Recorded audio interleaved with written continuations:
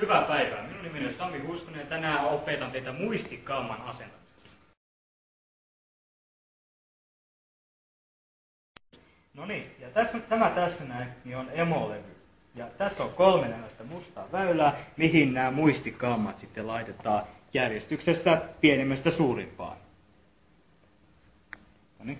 No niin, ja nyt me asetamme näitä muistikaamoja sitten paikalle. Näitä ei kannata väkisin änkeä ja laittaa mahdollisimman varovaisesti. No niin, siinä on ensimmäinen. Ja samalla tavalla varoen koskematta näihin loputkin sitten. No ja sitten vielä viimeinen. No.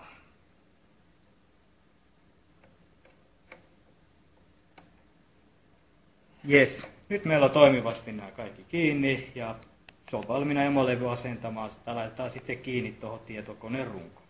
Kiitoksia ja hyvää